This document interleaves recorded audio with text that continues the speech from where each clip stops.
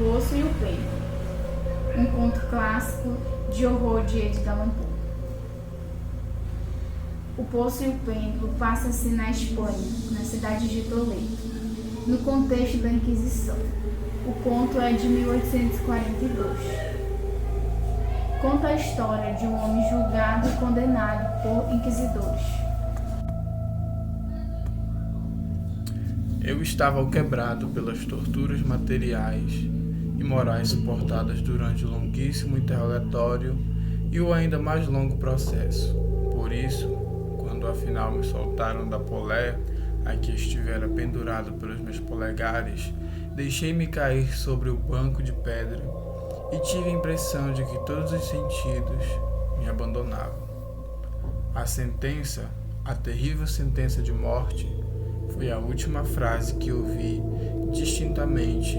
Depois, o som da voz dos inquisidores diluiu-se para mim em um zumbido confuso, que produzia em meus ouvidos o efeito de uma rotação, porquanto a única ideia que trazia a meu cérebro era de estar ouvindo a roda do moinho. Após sentenciado, é atirado em um calabouço. Ali ele vem a sofrer imensa tortura, tanto física quanto emocional e psicológica.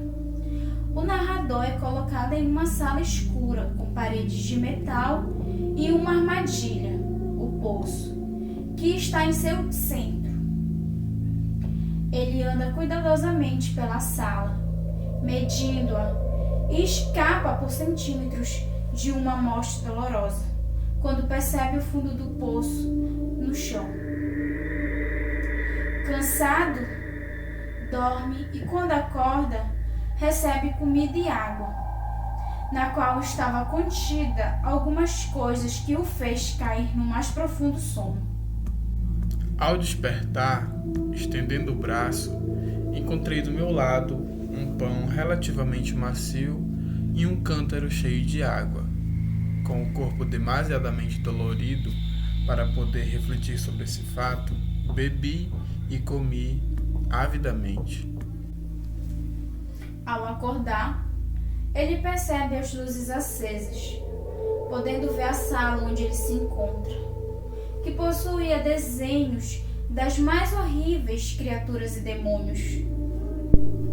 Tudo isso eu vi de modo impreciso e não sem esforços, porque enquanto dormira, eu fora amarrado de costas sobre um estrado muito baixo. Braços e pernas estavam atados por meio de uma longa correia. Esta se enrolava em torno dos meus membros e de meu busto, deixando livres apenas minha cabeça e meu braço esquerdo. Mesmo assim, eu tinha de fazer penosos esforços para alcançar os alimentos colocados em um prato de barro, no chão, junto do estrado. Olhei para cima e considerei o teto da minha prisão. Ficava 10 a 15 metros acima da minha cabeça, e dele pendia um pêndulo formidável como os dos antigos relógios.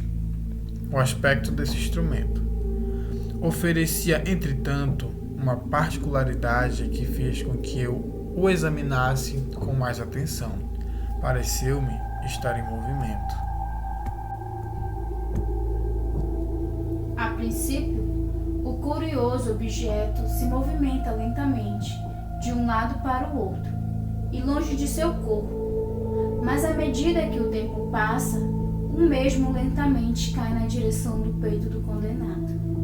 Ele escapa colocando carne na corda que amarrava seu corpo e deixava seu braço livre apenas para se alimentar, pois do abismo saíam vários jatos que roeram as cordas e o libertaram.